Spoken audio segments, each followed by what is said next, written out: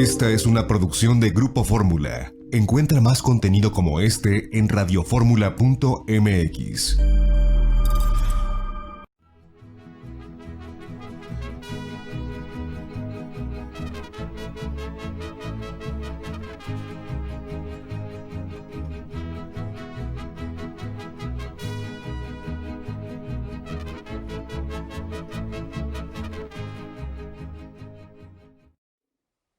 Amigas y amigos, muy buenas tardes tengan todos ustedes. Los saluda con el afecto de siempre José Manuel Villalpando, aquí en una emisión más de este su programa, La Historia que Quiero Vivir, que como cada sábado por la tarde, los sábados ya tradicionales de historia, se transmite, por supuesto, en Radio Fórmula, ya lo saben, en el 103.3 del cuadrante de su radio en FM, en el 970 de AM, ambas emisoras aquí en la capital de la República. También llegamos a muchas ciudades del interior de nuestra patria, no a todas las que yo quisiera. Conocen ustedes la batalla en la que estoy empeñado ya desde hace varios años, pero sin embargo, eso sí, pueden ustedes sintonizarnos a través de la página de internet www.radioformula.com.mx, que alcanza todo el territorio nacional y aún llega al extranjero.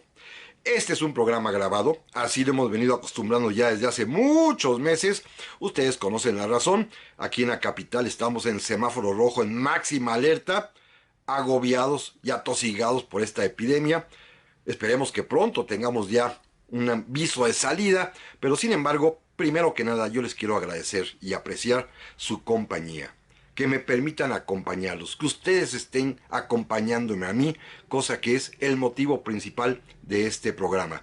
Recuerden, están abiertas nuestras vías electrónicas para comunicarnos, mismas que esta situación me permite responder de inmediato, bien sea a través de mi correo villalpandohistoriador@gmail.com o bien en la página de Facebook Villalpando y la Historia, que están a sus órdenes.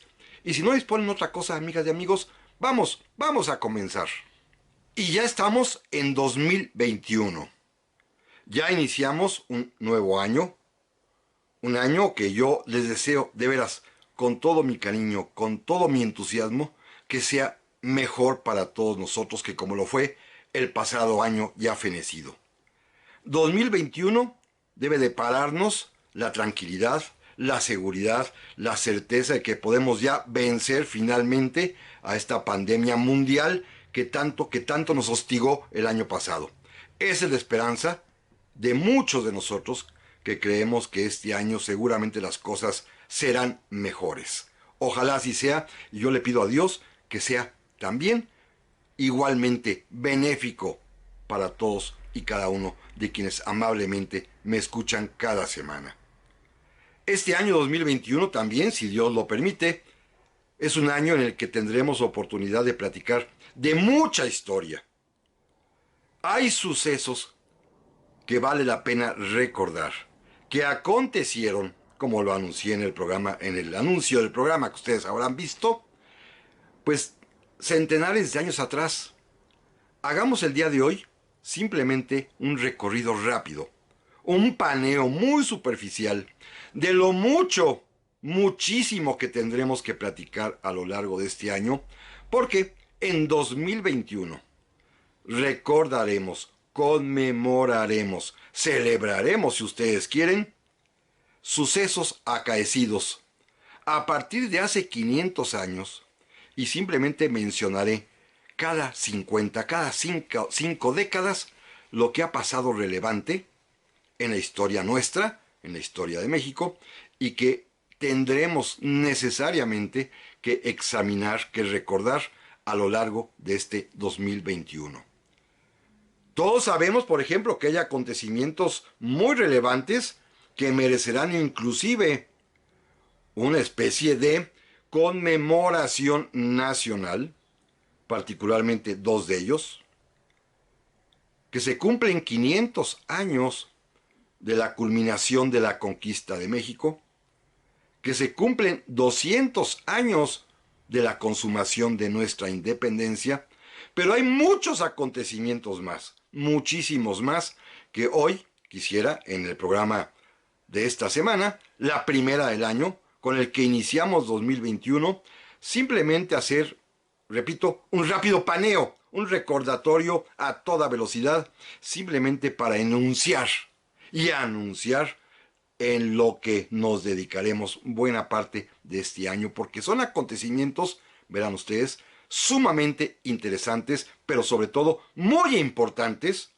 y que han impactado hasta nuestros días en el devenir nacional y en el ánimo de todos nosotros. Será un año, primero Dios, de mucho hablar de historia, lo cual pues a mí por supuesto me llena de entusiasmo. Primero, evidentemente, y por ahí comencemos, hace 500 años exactamente, en 1521, un acontecimiento central, fundamental para la historia de México, es la culminación de la conquista de la Gran Tenochtitlan por parte de pues los españoles acaudillados por Hernán Cortés, 1,000,000 de ellos, y 80,000 o casi 100,000 según algunas fuentes, indígenas aliados a él.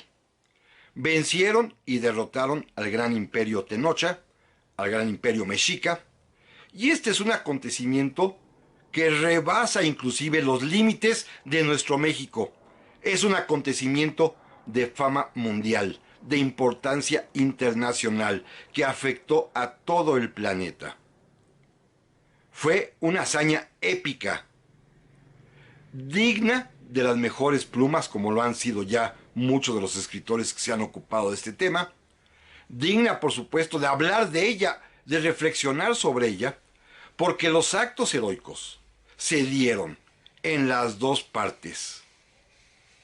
Las acciones de valor, las acciones de heroicidad sucedieron en ambos contendientes, los aztecas o mexicas, los españoles y sus aliados. Todos ellos se comportaron a la altura de un acontecimiento histórico de gran relevancia, y esto tendremos que detallarlo y platicarlo muy detenidamente en nuestro programa. Nos ocupará muchas sesiones seguramente, dispersas, sí, por supuesto.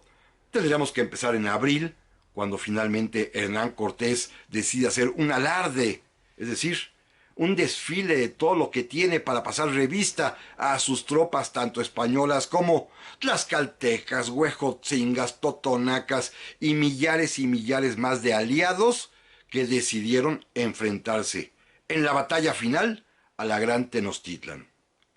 También tendremos que ver cuál era el estado de ánimo y el estado de defensa de la gran ciudad. Las disposiciones que Cuauhtémoc, el nuevo Tlatoani, ya había tomado. La forma como organizó la defensa de la ciudad, que recuerden, es una ciudad lacustre en medio de un lago y hay que defenderla. Una población de casi 300,000 habitantes, sitiada por un ejército compuesto por 1,000,000 de españoles y digamos 80,000 indígenas aliados. Las tácticas de guerra, la estrategia empleada por cada uno de los líderes, la manera como finalmente se fue cercando a la Tenochtitlan poderosa de aquel tiempo hasta dejarla literalmente casi destruida y al borde de la inanición, del hambre. La manera como Cortés personalmente combatía al riesgo de perder su vida. La manera como Cuauhtémoc lideraba y dirigía la defensa, invocando a todo su pueblo por la defensa común. Todo esto será objeto, motivo de análisis muy puntuales, repito, a partir de abril, otro pedacito en mayo. En junio y julio también relatar los acontecimientos más notables, como por ejemplo la irrupción en el lago de los bergantines que construye Hernán Cortés para sitiar la ciudad. Que esto es un alarde en la ciencia bélica y en la historia de los grandes capitanes de la humanidad. La resistencia casi al borde de la hambruna que en Tenochtitlan se dio, hasta finalmente que lleguemos al mes de agosto para narrar los sucesos de los días finales y finalmente, valga la redundancia, el momento último, cuando ya perdida toda esperanza, Cuauhtémoc intenta escapar, es capturado por un bergantín, llevado ante la presencia de Hernán Cortés y sometido. No le queda más remedio que rendirse. Una hazaña, repito, de la historia de la humanidad. Vencedores y vencidos son dignos ambos de ser recordados. Ya bien lo decía don Jaime Torres Bodet. Ese día, el 13 de agosto de 1521, que el año que entra recordaremos, no hubo vencedores ni vencidos. Esa fue la hazaña de la gestación de un pueblo nuevo, que es el pueblo mexicano actual. Esto va a ser motivo, si Dios nos lo permite, repito, de muchas sesiones de nuestros programas, porque es un tema relevante, fundamental, fundacional, diría yo, de la patria mexicana. Pero no nos vamos a quedar ahí. Hace 450 años, ya en el año de 1571, ya habían pasado 50 de la conquista y gobernaba la Nueva España el virrey Martín Enríquez de Almanza. Un virrey que permaneció 12 años en el cargo, Pero 1571 es fundamental porque hay dos acontecimientos muy interesantes. Uno muy local, es el año de la fundación de Celaya, esta población hermosísima allá en Guanajuato, que además tiene un libro nuevo que lo celebra, lo recuerda, escrito por mi querido amigo Pablo Serrano, justamente sobre los 450 años de la fundación de Celaya, Guanajuato. Pero a nivel nacional, diríamoslo así, 1571 es importante porque es el año en que se establece en México, en la Nueva España, la Inquisición, el Tribunal del Santo Oficio. Tendremos que examinar el tema para saber exactamente qué fue la Inquisición, que, repito, en 1571, exactamente hace ya 450 años, se estableció en la Nueva España. Daremos otro salto de 50 años más, por supuesto, pero de esto platicaremos, amigas y amigos, en un momento más. Ya estamos aquí, amigas y amigos, para el segundo bloque del programa esta semana, primer programa y primera semana del nuevo año de 2021, reiterándoles a todos ustedes mis felicitaciones por este nuevo año, deseando además también que a todos nos vaya mucho mejor que el año anterior.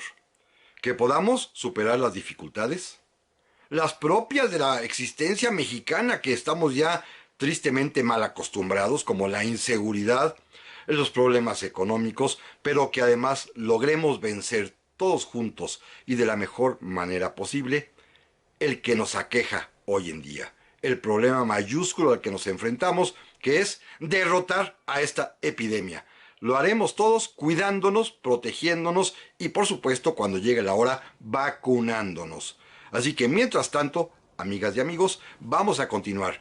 Decía yo también que este es un año, 2021, en que, si Dios me lo permite, me da salud, podremos platicar muchísimo de historia. Porque hay muchísimo, valga esta redundancia, que recordar, que platicar, que pensar, que reflexionar de nuestro pasado, como lo estamos haciendo de manera muy rápida y somera en esta ocasión, en el que damos un brinquito de cada 50 años, de 5 décadas, a partir de hace 500, cuando en 1521 se culmina la conquista de México. En esa gran hazaña, repito yo, de la humanidad, en la que vencedores y vencidos son dignos de ser recordados. Son dignos, merecen nuestra admiración, nuestra plática, nuestra reflexión, nuestro respeto. Vencedores y vencidos. Aquí no se trata de ser favorito de uno o de otros. Se trata simplemente de hacer un balance justo, histórico, en el cual, e insisto en ello, ambos contendientes, los mexicas, pero también los españoles, junto con sus aliados tlaxcaltecas, huejotzingas, ochimilcas, tepanecas, totonacas de todo tipo, también merecen nuestro reconocimiento, nuestro respeto, nuestra admiración. Todos son actores esenciales de un gran acontecimiento de la humanidad. También decíamos que hace 450 años se estableció en México el Tribunal del Santo Oficio de la Inquisición. Tendremos que entrar a ese tema, porque es un tema fundamental para poder comprender y entender lo que fue la Nueva España en esta peculiar manera de ver las cosas en los cuales la corona y sus políticas públicas son totalmente religiosas y católicos. Y la religión católica, con todos sus mandatos, es también una manera de ser de la sociedad y del Estado novohispano. Esta interacción, esta fusión de conceptos, da como resultado la existencia de la Inquisición como un tribunal más que para quemar gente, cosa que ya veremos que no fueron tantos en 300 años, 43, más que para quemar gente, era para uniformar la manera de pensar y de vivir de la población de la Nueva España. Pero esto ya lo platicaremos en su momento. Déjenme dar otro brinco también de 5 décadas. Para el año de 1621, gobierna la Nueva España el virrey Diego Fernández de Córdoba, marqués de Guadalcázar. Es un virrey, pues, que pasa desapercibido en esa gran lista de virreyes que existían en aquel tiempo. Fueron 64, imagínense, en 300 años. Es de los pocos que reparamos en él, porque pues fue casi intrascendente. Pero nos dejó una obra muy interesante que hoy, exactamente en 2021, cumple 400 años de existencia y no reparamos en ella, parte porque ya se destruyó por completo en su mayor parte, en su mayor tramo, parte porque pues a nadie le importa. Pero a lo mejor ustedes han visto, se han fijado cuando están en la Ciudad de México o la han visitado, o los que aquí vivimos, sobre la avenida Chapultepec todavía sobreviven un par de tramos del famoso acueducto que llevaba agua desde el cerro de Chapultepec hasta la fuente del Salto del Agua, actualmente sobre el eje central, esquina con Valderas, con Izazaga. En Izazaga y Valderas un poquito, una cuadrita más, hasta hay una estación de metro allí juntito. Allí, en Arcos de Belén, allí está la fuente del Salto del Agua, y este acueducto, que tenía más de 900 arcos, repito, hoy solamente se pueden ver ya un par de tramitos breve de una veintena de arcos cada uno, fue obra precisamente del virrey Diego Fernández de Córdoba, marqués de Guadalcázar. Así que hablaremos de la introducción de agua a la capital, aunque sea en un programa rapidísimo, en una parte de un programa, tenemos que hablar de esta obra que fue en su momento monumental y que hoy espero en estas obras que se están realizando en la avenida Chapultepec se rescate y se preserve lo poquito que sobra de él. Una obra, repito, importantísima de hace 400 años. Perdemos un brinco, vámonos a 350 años atrás. Hablamos del año de 1671, cuando gobierna la Nueva España el virrey Antonio Álvarez de Toledo, marqués de Mancera. También es un virrey que gobierna bastantes años la Nueva España, no es más relevante, pero sin embargo está casado con una mujer que es sumamente importante, Leonor Carreto. Leonor Carreto, que debe haber sido una mujer sumamente guapa, pero inteligente, muy afectuosa, se va a convertir en la protectora de una muchachita llamada Juana Inés Ramírez de Asbaje, a la cual va a invitar a vivir al Palacio Virreinal, a la cual va a alentar en sus aspiraciones y en su vocación de escritora, y a la cual finalmente protegerá para que ingrese al noviciado y se convierta en religiosa. Leonor Carreto es la gran protectora, la gran amiga, la gran mecenas de nuestra Sor Juana Inés de la Cruz. Así que vamos a visitar la Nueva España hace 350 años para percibir, para poder ingresar nosotros en ese ambiente barroco novohispano, para conocer más de cerca a Sor Juana y, por supuesto, de paso, a su protectora Leonor Carreto y al virrey marqués de Mancera. Esto sucedió en 1671, imagínense. Son los años en los cuales ya Sor Juana comienza a brillar porque tiene esta protección de la señora virreina. Daremos otro brinco, también de 50 años más, para trasladarnos a 1721. Gobierna la Nueva España en ese momento, hace 300 años exactamente, fíjense, 300 años, el virrey Baltasar de Zúñiga y Guzmán, marqués de Valero. Miren, hay un periodo novohispano que comienza una década atrás, exactamente por ahí del 1710, y que terminará por ahí del 1730, 22 años, que son fantásticamente pacíficos, porque gobierna la Nueva España 3 virreyes consecutivos que son de altísima calidad. Primero el duque de Linares, enseguida el marqués de Valero, y finalmente el marqués de Casafuerte. Se sabe poco de este tiempo porque no pasó mayormente cosa alguna nefasta. Ya saben ustedes que la historia normalmente, pues lo que relata son las grandes desgracias. Hay otra frase por ahí que dice que los pueblos felices no tienen historia, y estas historias ocultas, en los que no se sabe mucho que acontecieron hace 300 años, se debe, en buena medida, a que había un gran virrey, o grandes virreyes. Fueron grandes gobernantes. El marqués de Valero se preocupó por remediar la cuestión del hambre, por fundar hospitales, por arrojar a los ingleses que habían ocupado la isla del Carmen, allá en Campeche, por consolidar la presencia española en Texas. Y fue un hombre querido, muy, muy querido. Y él, sobre todo, quiso mucho a la Nueva España. Fue llamado por el rey, y cuando muere en España pidió que su corazón fuese trasladado a México. Y efectivamente, su corazón está aquí en México, sepultado, porque así lo pidió el propio virrey marqués de Valero, que amaba profundamente a la Nueva España. Y en esos tiempos del siglo XVIII tan poco estudiado, vamos a dar otro brinco más a hace 250 años, a 1771, que es el año que toma posesión del virreinato de la Nueva España, el mejor virrey que nos gobernó.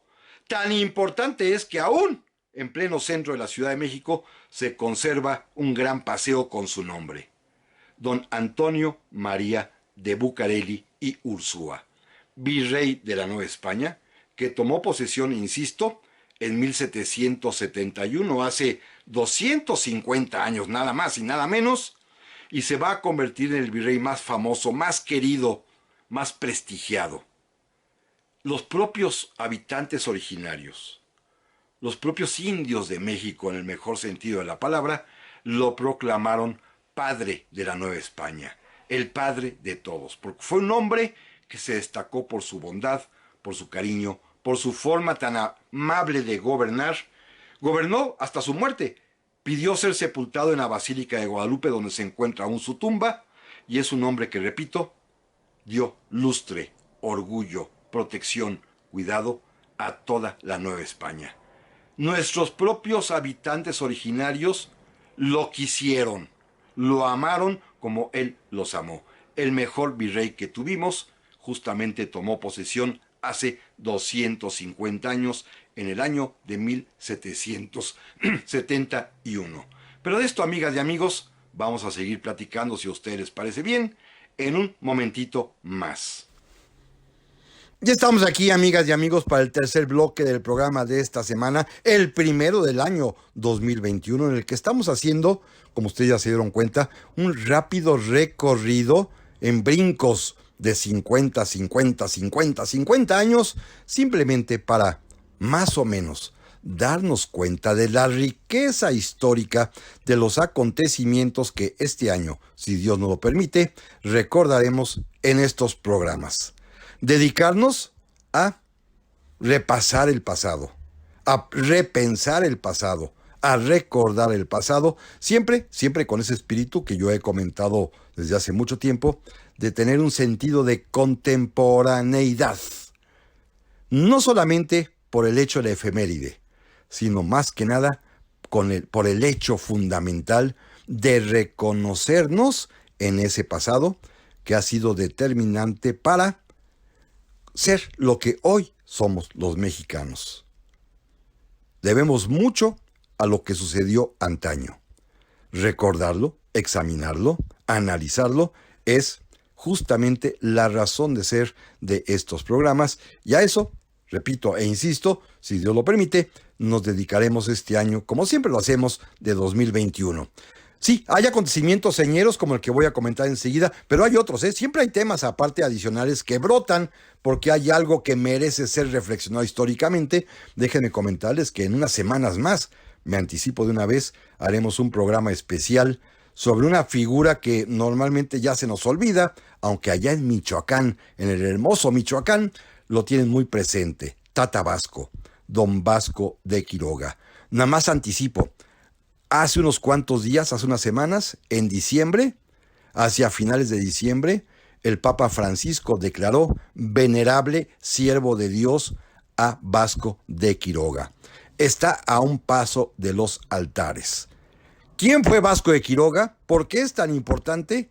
Vamos a platicar de él en próximas semanas. En un par de semanas más haremos un programa especial sobre Don Vasco de Quiroga. Tata Vasco para los michoacanos. Pero bueno, regreso. Miren, el acontecimiento quizás fundamental, bueno, junto con la conquista, por supuesto, de este año de 2021 en materia histórica, será conmemorar los 200 años, el bicentenario de la consumación de nuestra independencia. A este tema trascendental para los mexicanos, a este tema que es, repito e insisto, de verdadera importancia para nosotros, vamos a dedicar muchísimos programas, se los anticipo. Es un tema verdaderamente interesante, profundo, a veces con rasgos muy complejos y muy difíciles, pero sin embargo habrá que hablar de todo eso porque es decisivo para lo que sucedió los últimos 200 años en la historia de México. Ya hemos anticipado, si ustedes se acuerdan, cuando hemos hablado precisamente, por ejemplo, de las actas de independencia, de los dos modelos que se siguieron, de la disputa enorme que hay entre las dos maneras de ver a nuestro país. Todo esto surge precisamente a partir de la consumación de la independencia. Un país tan dividido que tiene su origen precisamente en los sucesos de ese año, a pesar de que en él hay grandes ejemplos de negociaciones políticas de alto nivel y de buena fe, que después fueron echadas a la basura, literalmente. Este año habrá que recordar que hace 200, en 1821, se proclamó el Plan de Iguala, documento fundamental para nuestra independencia. Habrá que recordar también a su autor, Agustín de Iturbide. ¿Quién fue este hombre? ¿Qué hizo este hombre? Tendremos que dedicarle tiempo y espacio para hablar de él a detalle. Hablar también, por supuesto, de ese Plan de Iguala, que dará como consecuencia varias cosas importantes. La fundación del ejército trigarante que se va a convertir a la postre en el ejército mexicano. La creación, el día 24 de febrero, de nuestra bandera patria, de nuestra enseña nacional. Habrá que dedicarle un programa específico a la historia de nuestra bandera para explicar el verde, el blanco y el rojo, todas sus demás, inclusive, pues, interpretaciones que se le han dado fuera de la original que contempla el Plan de Iguala, porque es la bandera de todos, la bandera de México, y tiene su historia, y es una historia verdaderamente interesante, que cumple, repito, 200 años de existencia, nuestra enseña tricolor. Así que tendremos que hablar de ella. Naturalmente, por supuesto, tendremos que dedicar un programa para platicar acerca del abrazo de Acatempan. El mito de si existió o no existió.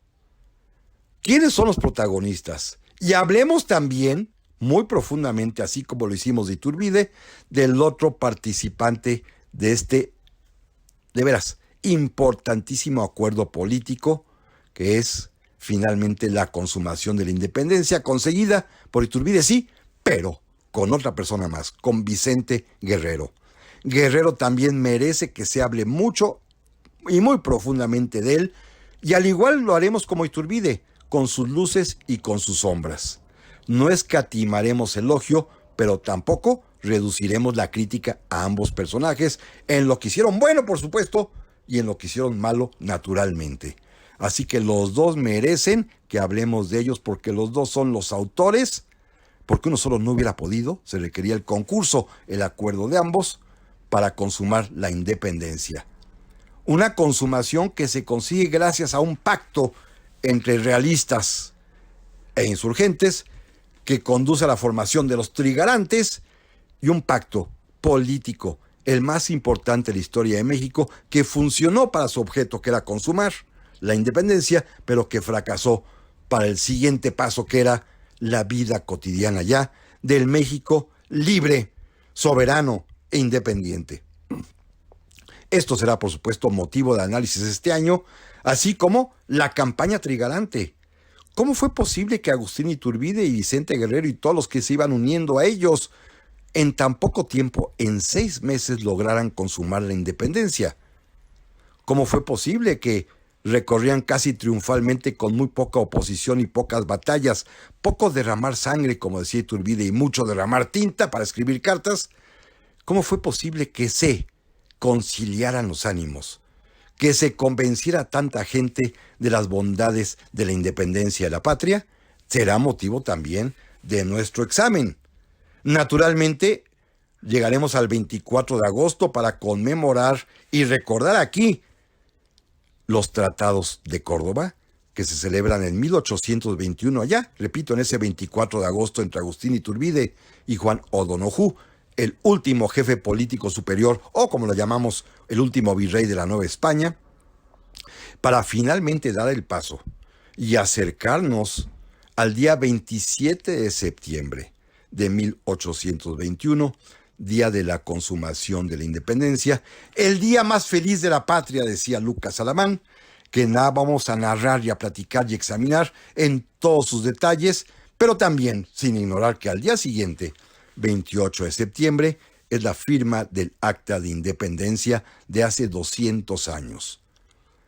Una firma de un acta, documento fundamental, pero es el día en que comienza la división entre los mexicanos. Porque lo anticipo, Iturbide convocó a Guerrero y se unieron para consumar la independencia, pero al día siguiente, el día 28, ya no lo invitó a firmar el acta. Hizo a un lado a los antiguos insurgentes con los que el día anterior, él, con Vicente Guerrero, con Nicolás Bravo, con muchos otros, desfilaron triunfalmente. Así que esta historia también tendrá que ser platicada con lujo de detalle, porque es el origen, repito, no solamente de la libertad de la patria, sino también de la desunión de la patria.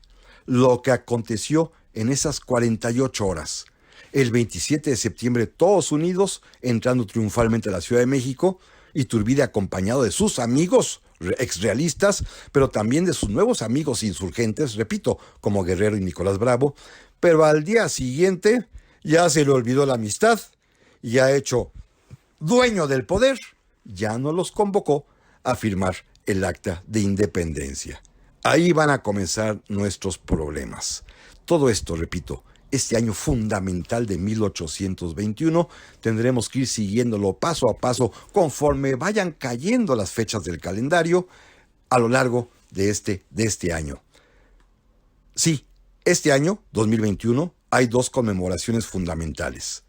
La de 1521, el aniversario de la culminación de la conquista, que nos dio el carácter, la forma, el temperamento, lo que somos los mexicanos en lo personal, como una nación que es producto de la mezcla de 2 culturas, y 1821, que nos da el carácter de nación libre e independiente, con las fracturas internas que no podemos desconocer. Nuestra forma de ser viene de la conquista, nuestra forma de ser personal en realidad, nuestra forma de ser política viene de la consumación de la independencia. 2 fechas esenciales que, insisto, amigas y amigos, en este año vamos a examinar detenidamente, paso a paso, recordando conforme a calendario cómo fueron sucediendo aquellos acontecimientos que nos darán personalidad en lo individual y personalidad colectiva como nación. Todo esto será parte de nuestro programa en 2021, si Dios lo permite, porque, repito, es un año lleno de remembranza histórica y hay que conocerla, reflexionarla y darle ese sentido de contemporaneidad que nos permite entenderla y anticipar el futuro. Volvemos enseguida. Ya estamos aquí, amigas y amigos, para el último bloque del programa de hoy, el primer programa de este año 2021, en el que estamos, de alguna manera, haciendo un repaso muy rápido, a salto de tigre, a vuelo de pájaro, de lo que ha acontecido en la historia de México desde hace 500 años. Desde 1521, porque hoy, en este año, platicaremos acerca del quinto centenario de la culminación de la conquista, pasando cada 5 décadas, inclusive, pues deteniéndonos en momentos muy estelares de nuestra historia, como lo es la consumación de la independencia hace 200 años. Pero no se agota ahí la historia, lo que platicaremos, si Dios lo permite, en este 2021. Miren, todavía hay más acontecimientos, algunos de ellos sumamente relevantes, como veremos a continuación. Primero, trasladémonos, los invito, a hace 150 años, siglo y medio, a 1871. Gobierna México el presidente Benito Juárez e inicia el año de una manera familiarmente terrible y espantosa. Exactamente el día 2 de enero de 1871, el segundo día del año, 2 de enero, repito, fallece en su casa allá en San Cosme, doña Margarita Maza, la esposa del presidente de la República. Muere la gran mujer que acompañó al presidente toda su vida, fallece, es sepultada inmediatamente. Hay unas escenas muy vívidas del día de la muerte que ya platicaremos en su momento. Y por esta razón, y les anticipo de una vez, la semana próxima, el programa de hoy en 8 estará dedicado precisamente a la figura, a conocer la historia de esta gran mujer mexicana que fue Margarita Maza de Juárez. A ella vamos a dedicarle el programa de la semana próxima. Así empezó el año Don Benito. Fue un año muy importante, ese 1871. Por un lado, hay un momento de civilidad absoluta. Fíjense, en 1871 entra en vigor el Código Civil del Distrito Federal y para toda la República en materia federal que expidiera el propio Juárez en diciembre de 1870. Entrará en vigor en 1871 y hablaremos de este paso fundamental en la civilización mexicana, cuando contamos ya con nuestro primer Código Civil. Claro, que se cumpla la ley es otra cosa, pero el esfuerzo civilizatorio de Juárez es algo que vale la pena resaltar cuando él promulga el primer Código Civil auténticamente mexicano. De esto hablaremos en su tiempo. Pero también el otro lado de la moneda, Don Benito y sus, a veces, alteraciones de manera violenta. Hacia octubre, después de que sucedió la elección presidencial en la que él obtuvo la reelección, hay un supuesto levantamiento que nadie ha confirmado, en el que se acusó a varios oficiales de haberse intentado levantar en armas, que estaban acuartelados en la ciudadela de la Ciudad de México, y Juárez encomendó al general Sóstenes Rocha sofocar ese motín. Rocha atacó ferozmente la ciudadela, capturó a muchísimas personas allá adentro y a todas las fusiló. Fue una verdadera matanza. No sabemos si ordenada o al menos prohijada por el presidente Juárez. Fue todo un escenario dantesco lo que aconteció aquella noche de octubre de 1871 en la Ciudadela. De esto también vamos a platicar. Juárez va a ser un personaje pues importante este año primero por el luto y el dolor que significó la pérdida por la muerte de su esposa.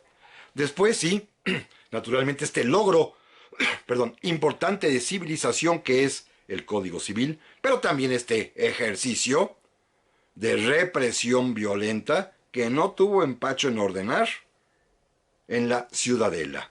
Esto aconteció todo en el año de 1871, hace 150 años.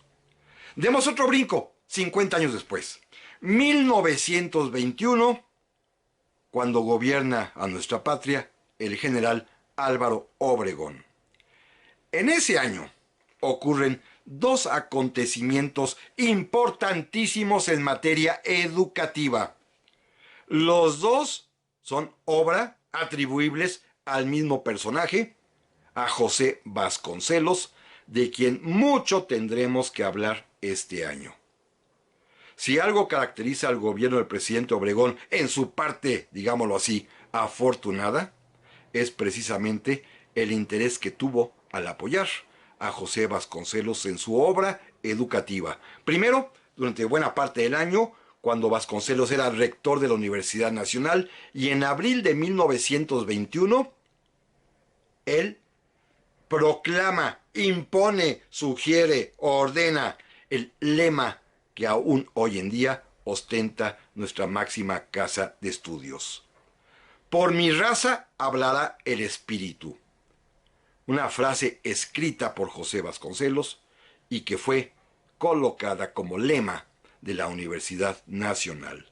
Vasconcelos es un pensador extraordinario y justamente en esta síntesis maravillosa en la que él mismo fusionó el águila azteca y el cóndor peruano, bajo el lema "Por mi raza hablará el espíritu", consiguió esta fusión magnífica de expresar lo que somos los mexicanos. Por mi raza hablará el espíritu cumple 100 años en abril de 2021. Pero en octubre de ese mismo año de 1921, hace un siglo, el propio Vasconcelos obtiene del presidente Álvaro Obregón el decreto por el cual se instituye la actual Secretaría de Educación Pública y va a iniciar un vigoroso programa educativo.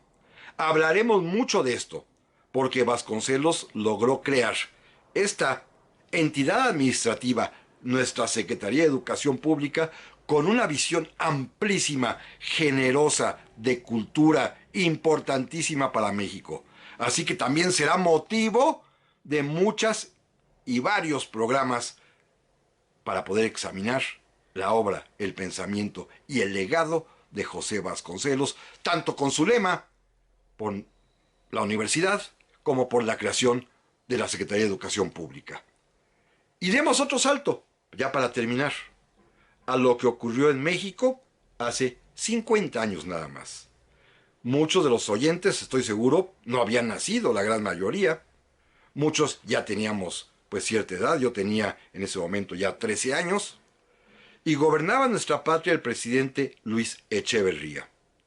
Era su primer año de gobierno, había tomado posesión apenas en diciembre de 1970 y en 1971 comienza a desplegar su intensísima actividad que ya sabemos ha sido totalmente examinada por este gran escritor Daniel Cosío Villegas, que escribió, dedicándoselo al presidente al examinar su conducta, un libro fundamental que se llama El estilo personal de gobernar.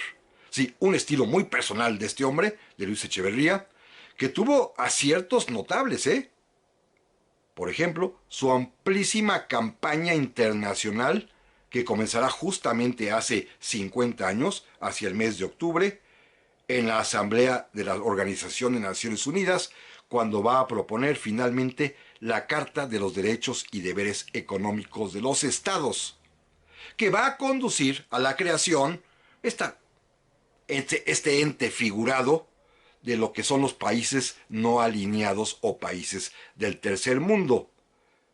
Pero es una política impresionantemente bien fundada y bien fincada la del presidente Echeverría en materia internacional, que traerá como consecuencias algunas de mucho beneficio para la patria, como la ampliación de la frontera marítima mexicana a las 200 millas de mar patrimonial. Esto es obra de Luis Echeverría, hay que decirlo con toda claridad, y despliega una actividad internacional importantísima. También hay otros puntos oscuros. Es el año en que inicia el populismo en México. Hablaremos también de lo que es el populismo, porque muchas personas actualmente pues no saben qué es eso, no lo vivieron.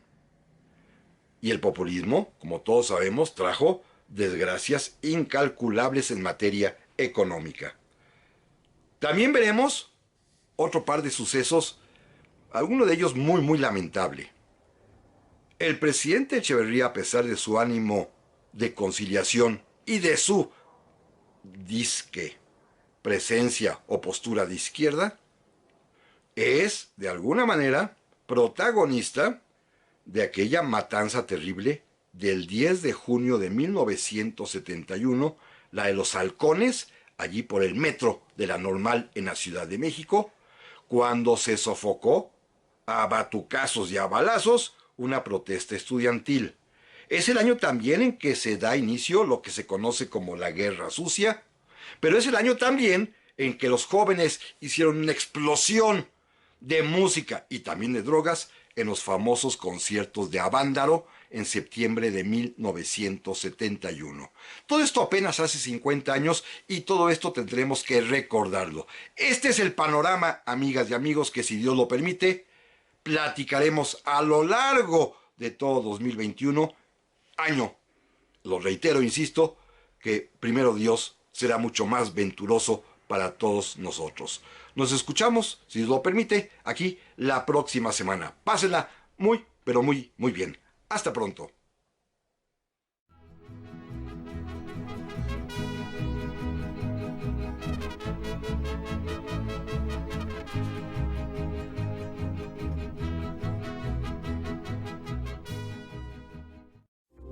Esta fue una producción de Grupo Fórmula. Encuentra más contenido como este en radioformula.mx.